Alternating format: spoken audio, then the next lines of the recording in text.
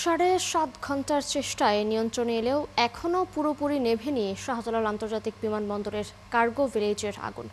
Fire service, সেনা, বিমান ও cadet কোরের চেষ্টায় আগুনের তীব্রতা কমলেও বাতাসের কারণে তা নির্বাপন সম্ভব হচ্ছে না বলে মত ফায়ার সার্ভিস ও অন্যান্য কর্মীদের। তবে এরই মধ্যে ফুটে উঠেছে ধ্বংসের চিত্র।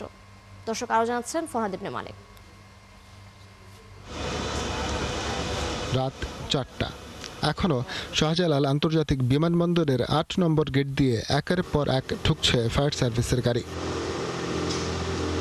কারণ শনিবার দুপুর 2:30টায় লাগা বিমানবন্দরের কার্গো ভিলেজের আগুন এখনও জ্বলছে। আগুন নিয়ন্ত্রণে আনা গেলেও তা পুরোপুরি নেভানো সম্ভব হয়নি। কারণ হিসেবে ক্যাডেট কোরের প্রত্যক্ষদর্শী সদস্যরা বলছেন, শুরুতে পরিকল্পনায় কিছুটা ঘাটতি ছিল।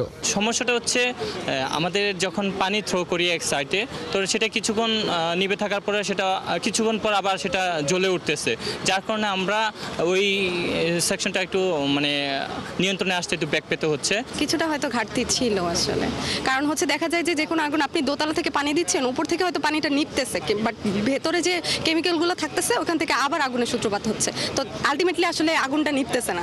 একটু পরে দেখা যাচ্ছে আপনি যে জায়গাটা অফ করেছেন, আপনি রিল্যাক্স মোডে চলে যাচ্ছেন যে হ্যাঁ ঠিক আছে আগুনটা হয়তো নিভেছে, কিন্তু পরবর্তী টাইমে আবার আরেকটা জায়গা থেকে আগুনটা আবার উজ্জীবিত হচ্ছে। নিয়ন্ত্রণে আসা আগুনের ক্ষয়ক্ষতি মোবাইলে ধারণ করতেই দেখা যায় ধ্বংসস্তূপের চিত্র।